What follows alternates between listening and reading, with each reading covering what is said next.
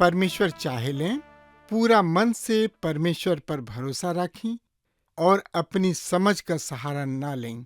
उन्हीं के सुमिर के सब काम करें, तब उ तोहरा खातिर सोझ रास्ता निकली है। जिंदगी की राह का यह लक्ष्य है कि आपके परमेश्वर के रास्ता में मजबूत करे और आपकी जिंदगी में मार्गदर्शन करे। कृपा करके हमारे कार्यक्रम देखें और सुनें ताकि परमेश्वर आपकी जिंदगी का मार्गदर्शक ठहरें। विस्तार से आगे बढ़े से पहले मन के तैयार करे बदे सुनी एगो आत्मिक सुंदर गीत।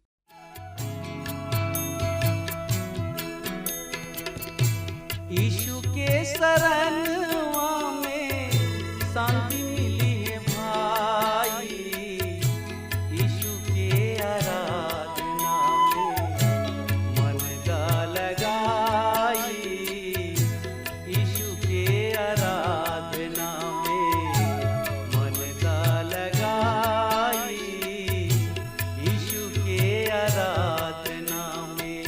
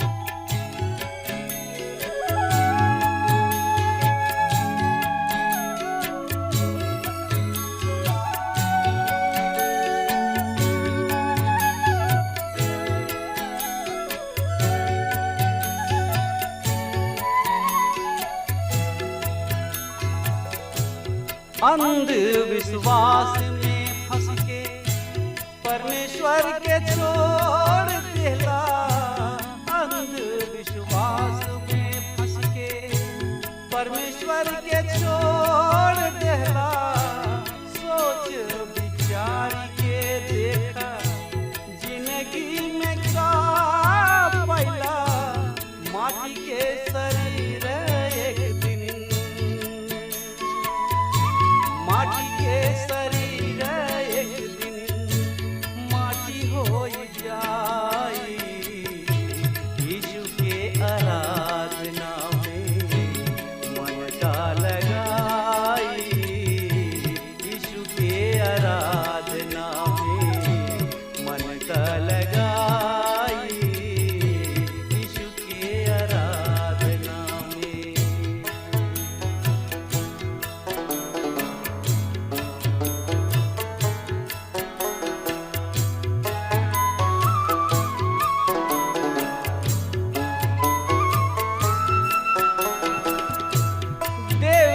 परी एक दिन जिंदगी के लेखा, देवे के परी देवे के परी एक दिन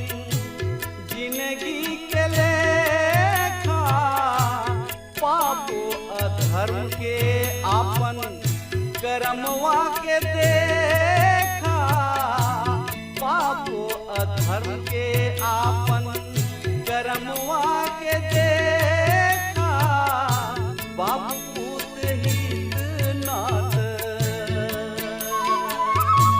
बाप पूत हित नाथ, केहू ना बचाई, यीशु के शरणवा में शांति मिली है भाई, यीशु के आराधना में मन का लगाई, यीशु के आराधना में।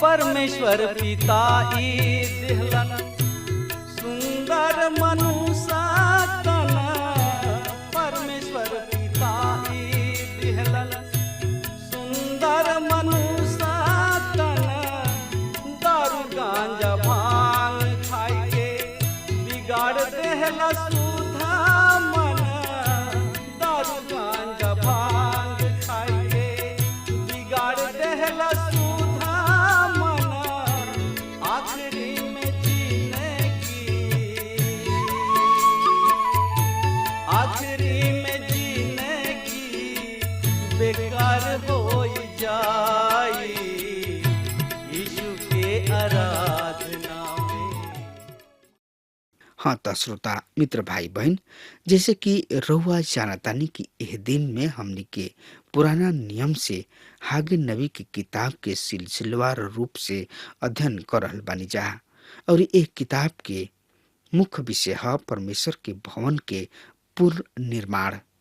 पिछला कार्यक्रम में हमनी के 2 अध्याय के शुरू कैनी हजा, और ये हमनी के देखनी हजा कि ओ समय जब इस्राएल प्रजा परमेश्वर के भवन के बनावे शुरू कैले त ओकरा में बहुते बूढ़ बुजुर्ग रहन, जबकि सुलेमान के समय के बनावल भवन के महिमा के देख चुकल रहन, और जब उ ए नया भवन के देखले त उ उनकर तुलना ओ पुराना महिमा से करे लगले जबकि उ सुलेमान के समय में देखले रहले लोग। और ई भवन परमेश्वर के सुलेमान के भवन भी कहाला, और जब उ ओ महिमा के देखले और तुलना कैले त उ उन्हें ई महिमा बड़ तुच्छ सा दिखाई दिहल, और उ निराश हो गए। तब परमेश्वर उनका से कहले कि तू हियाव बान्ह, हम तोहनी लोग के साथ बानी, और ओहनी लोग काम करा। दूसरा अध्याय में हमनी के परमेश्वर के प्रोत्साहन के विषय में पढ़ रहल बानी जा। चौथा पद में हमनी के बतावल गइल बा कि परमेश्वर अपना लोगन से कहले हियाव बांध और एक काम करा, हम तोहनी लोग के साथ बानी। श्रोता मित्र भाई बहन, त आई और ज्यादा से ज्यादा जानकारी खातिर रउआ हमरा साथ आपन पवित्र शास्त्र बाइबल निकाल ली हाँ। तो में देखी हागे नबी की किताब 2 अध्याय 4 पद एह तरी से बखान कर रहल बा। ध्यान से सुनी, हम ए पद के रउआ सामने पढ़ रहल बानी। हे जरुब्बाबेल, अब यह परमेश्वर के ई बाणी बा, हियाव बांध। और हे यहोशादाक के बेटा यहोशू महायाजक, तू भी हियाव बांध। और देश के हे सब लोग हियाव बांध। यह परमेश्वर के ई हे बाणी है। और काम कर लोग, काहे कि हम तोहनी लोग के साथ बानी। सेनाओं के यहोवा परमेश्वर यही तरी ही कहले बाणे। श्रोता मित्र भाई बहन, आज वर्तमान समय में एक नितांत बहुत ही आवश्यकता बा। परमेश्वर के काम के खातिर हमनी के 3 गो बात के खातिर ध्यान में रखे के बा। पहल का बात, हमनी के हियाव बांधी जा और प्रभु में बलवंत बनी जा। दूसर का काम हमनी के ई करी जा कि हाथ पर हाथ रख के ना बैठी जा। हमनी के ई काम करी जा कि परमेश्वर कोनो आश्चर्य कर्म करस। परमेश्वर हमनी के काम पर आश्चर्य कर्म दिखई है। तीसर का काम ह जौन की हमनी के करे के बा, हमके परमेश्वर के प्रतिज्ञा के स्मरण रखी जा। परमेश्वर कहले हम तोहनी लोग के साथ बानी। आज प्रभु यीशु मसीह के विश्वासी जन के खातिर प्रभु यीशु मसीह के महान आश्वासन बा। सब जाति के लोगन के चेला बनावा तथा उन लोग के पिता पुत्र पवित्र आत्मा के नाम से बपतिस्मा द। जौन आज्ञा तोहनी लोग के हम देले बानी ओकरा के पालन करे सिखावा। और देखा हम जुग के अंत तक तोहनी लोग के साथ बानी। ई शब्द यहाँ पर हागे नबी की किताब के 2 अध्याय के 4 पद के साथ मिलत जुलत पद बा। मिलत जुलत शब्द ह। यहाँ परमेश्वर कहले हम तोहनी लोग के साथ बानी। और ई मती रची सुसमाचार में प्रभु यीशु मसीह कहताने हम तोहनी लोग के साथ बानी। मित्र, हमनी के निराशा होके के जरूरत नहीं खे। हमनी के इस शब्द में ध्यान में रखे के बा, याद रखे के बा। प्रभु परमेश्वर जौन की सृष्टिकर्ता हमें, उ ब्रह्मांड के रचयिता हमें, उ हमनी के साथ बने। यदि हमनी के उनका अनुसार प्रभु के सेवा करब जा तब प्रभु जी आपन प्रतिज्ञा के अनुसार हरदम हमनी के साथ रही हैं। आज भी हमनी के यही विषय से आपन बाइबल अध्ययन कार्यक्रम के आगे बढ़ावल जाओ। हमनी के पिछला कार्यक्रम में मित्र देखनी है जा कि प्रेरित पौलुस से पहले कुरिन्थियो ओकर 16वां अध्याय के 13 पद में बतावताने, जागत रह, विश्वास में स्थिर रह, पुरुषार्थ कर और शक्तिशाली बना, प्रभु में प्रभावशाली बनल सही में अद्भुत अनुभव बा। प्रेरित पौलुस कुरिन्थियो के मंडली के 2 पत्र लिखताने और ओमे उ पुनः कहताने काहे कि हमरा युद्ध के हथियार शारीरिक ना पर गढ़ सब के ध्वस्त करे खातिर ईश्वरीय सामर्थ्य से परिपूर्ण है। 2 कुरिन्थियो 10 अध्याय की 4 पद हमनी के प्रभु में समर्थ बनी जा और काम करी जा, जेकरा से परमेश्वर खुश होले और उनकर नाम के महिमा होला। हमनी के डरा के पीछे ना हटी जा, आलस के कारण सुतल ना रही जा, पर हमनी के परमेश्वर के काम करी जा। तब हमनी के परमेश्वर के खुश रख सकतानी जा और उनका काम के महिमा होला। जब परमेश्वर के काम पूरा होला, सफल होला, तब उनका नाम के महिमा होला। जैसे कि यूहन्ना रचित सुसमाचार के 17 अध्याय की 4 पद में प्रभु यीशु मसीह कहताने, जौन काम तोहनी लोग अर्थात पिता तोहनी लोग के करे के देले रहन ओकरा के पूरा करके हम पृथ्वी पर तोहार महिमा कइले बानी। और यही तरी से जब हमनी के आपन उद्धारकर्ता आपन प्रभु के अपना प्रभु यीशु मसीह के काम के जब हमनी के लिही न जा, जब हमनी के काम के सौंपेलन और जब हमनी के ओ काम के पूरा करी न जा, तब हमनी के पृथ्वी पर अपना प्रभु के महिमा करी न जा। तब 2 कुरिन्थियो 10 अध्याय के 5 और 6 पद में प्रेरित पौलुस आगे कहताने, हमनी के परमेश्वर के ज्ञान के विरुद्ध उठे वाली कल्पना सब और हर एगो अवरोध के खंडन करी न जा और हर एगो विचार के बंदी बना के मसीह के आज्ञाकारी बना देले। जब तोहनी लोग के आज्ञाकारिता पूरा हो जाओ, जब भी तोहनी लोग के आज्ञाकारिता पूरा हो जाए तो सब तरीके और आज्ञा के दंडित करे खातिर हमनी के तैयार बानी जा।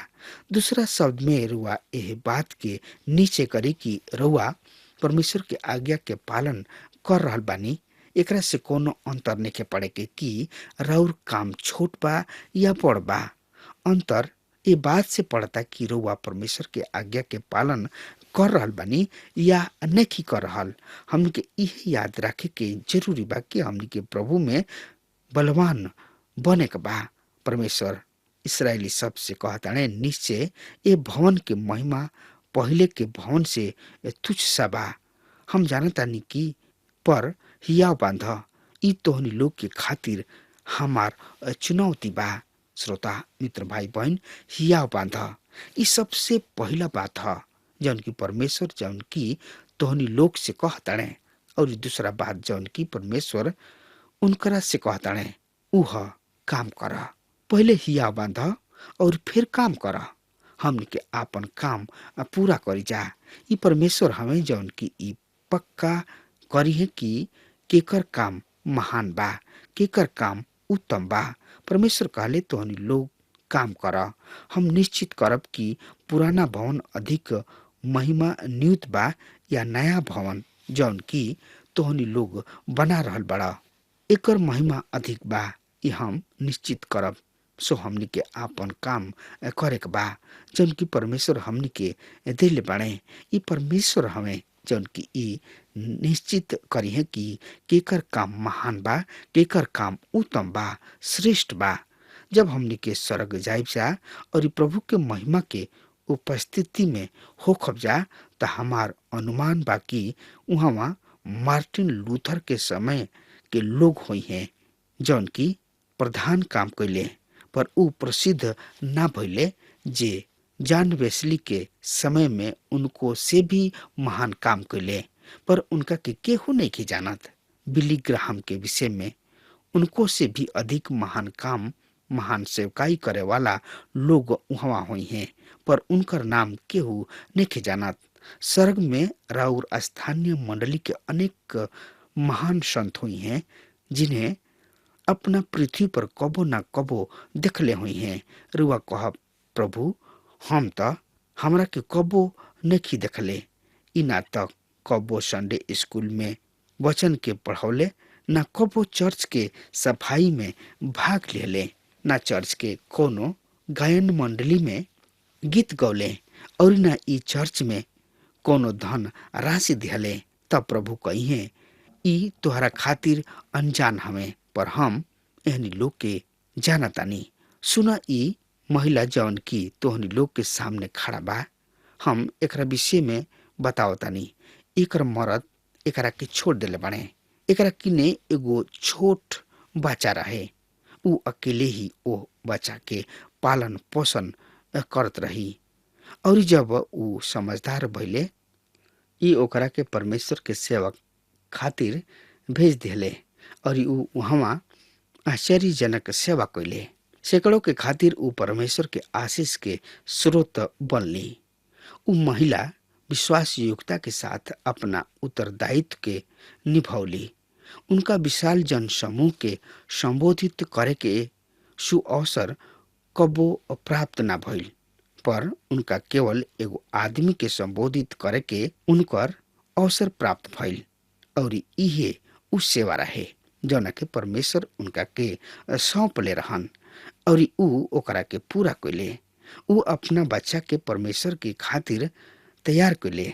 हम सही में वो दिन आश्चर्य से आंख फाड़ फाड़ के ऐसा लोगन के सम्मिलित होत देखे के जेकरा के हम कबो ना देखले रही। उनका पर कबो हमार ध्यान तक ना गइल, जौन की हमरा नजर में कबो कोनो महत्वपूर्ण काम ना कैले। मित्र, प्रभु जी कहताने प्रभु में बलवंत बना और काम करा। हमन के एक काम के प्रति विश्वास जोग होखे के बा। ओ काम के प्रति जौन की परमेश्वर हमनी के दिल बाणे सौंपले बाणे। हमरा रुआ तक प्रभु के वचन पहुँचावे के प्रभु नियुक्ति कैले बाणे। प्रभु एह वचन के पहुँचावे के काम के सौंपले बाणे। राउर कोनो अन्य काम हो सकता। हमके विश्वास योग्यता से प्रभु के काम करे के बा। हमनी के प्रभु में बलवंत बने के बा और एकर काम करे के बा, काहे कि प्रभु हमरा साथ बाणे। अब यहाँ हम परमेश्वर के महिमा नियुक्त शब्द के पढ़तानी। ई बहुत ही प्रोत्साहन भरल शब्द बा, काहे कि हम तोहनी लोग के साथ बानी। ई सही में हमरा प्रोत्साहित करता। ई रुआ के भी प्रोत्साहित करी। सेनाओं के यहोवा परमेश्वर एह तरी से कहले बाणे, सही में सुलेमान के भवन से शिकायना महिमा उनका ध्वस्त होके से बहुत पहले ही भवन के त्याग चुकल रहन। और हमार विश्वास बा कि ई शिकायना महिमा यहूदा के राजा मनसे के शासन काल में ई भवन के छोड़ चुकल रहन। मनसे खुद भी ऐसन घिनौना पाप कैले और ई प्रजा से भी करवावले, जौना के परिणाम स्वरूप इसराइल प्रजा के गहरा पतन के कारण गढ़ा में चल गई। यदि शिकायना महिमा मनसे के समय में परमेश्वर के भवन के न्याय त्याग दिले होखिते त हम और कोनो जैसन अवसर ना देखती कि शिकायना महिमा भवन के छोड़ के चल जाइत। काहे कि मन से जौन काम कैले ऐसन काम कोनो राजा ना कैले। मनसे के शासन काल में सबसे अधिक घिनौना पाप कैले। शिकायना महिमा के अर्थ परमेश्वर के सामने वह प्रकट महिमा और परमेश्वर के ई प्रत्यक्ष उपस्थिति वह समय सुलेमान के ये भवन में आयल। जब ई भवन पूर्णतः तैयार होके परमेश्वर के सामने उपस्थित भइल पेश कल गइल, एकरा से पहले हमनी के निर्गमन की किताब में पढ़तानी जा। जब प्रभु के दास सेवक मूसा प्रभु के प्रजा के सुनवाई करत रहन, ओ समय सब वाचा के बक्सा राखल गइल त ओ तंबू में प्रभु के महिमा दिखाई दिहलस। श्रोता मित्र भाई बहन, शिकायना महिमा के अर्थ परमेश्वर के सामने वह अप्रगट महिमा परमेश्वर के ई सामने उपस्थित बेबीलोन द्वारा विनाश। 25 बरिस पूर्व सुलेमान के भवन के त्याग चुकल रहन। जब बेबीलोन के राजा एकरा पर आक्रमण कैले त 125 बरिस पूर्व ही सुलेमान के भवन के ई महिमा त्याग चुकल रही। और ऐसे हागे नबी के समय में जौन की बूढ़ बुजुर्ग लोग रहन, उ केवल ए भवन के बहरी शोभा के देखले रहन। शिकायना महिमा त एकरा से बहुत पहले ही भवन के त्याग चुकल रही, पर फिर भी उ ओह बहरी महिमा के देख के ही बहुते दुखित रही। काहे कि नया भवन के महिमा ओ पुराना भवन के महिमा से कम रहे। एकरा में कोनो संदेह नहीं के श्रोता मित्र भाई बहन की सुलेमान के मंदिर के बहरी महिमा आश्चर्यजनक रहे। तब 5 पद में हमने के बतावल गइल बा। हागे नबी के किताब 2 अध्याय के 5 पद यहाँ एह तरी से लिखल गइल बा। जब तू मिस्र से निकलल रह, हम तोहरा से इहे वाचा बनले रही। हमार आत्मा तोहनी लोग के बीच रही, तोहनी लोग मत डरा। श्रोता मित्र भाई बहन, यद्यपि ई नया भवन अधिक आकर्षक ना ह, परमेश्वर कहता है कि हमार आत्मा तोहनी लोग के बीच रही, तोहनी लोग मत डरा। ई महत्वपूर्ण बात बा। यदि परमेश्वर के आत्मा हमनी के बीच में बा तो हमनी के भयभीत होके के आवश्यकता नहीं के।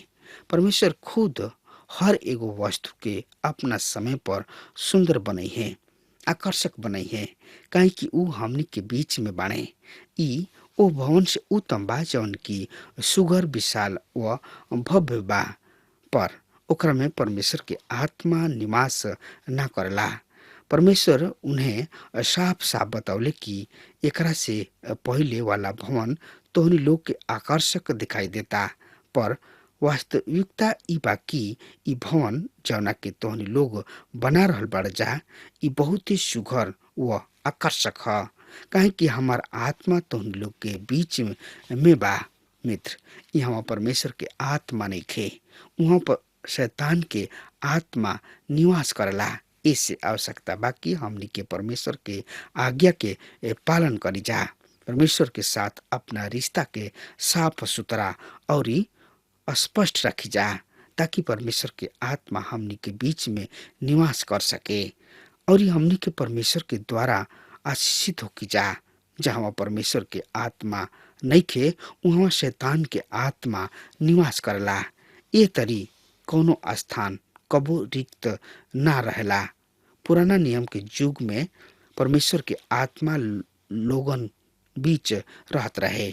आज ऊ विश्वासित सब के भीतर रहत रहे। प्रेरित पौलुस कुरिन्थियों की कलीसिया के लिखत समय बतावत रहे कि तू परमेश्वर के मंदिर हवा, काहे कि उनकर पवित्र आत्मा तोहरा में निवास करला।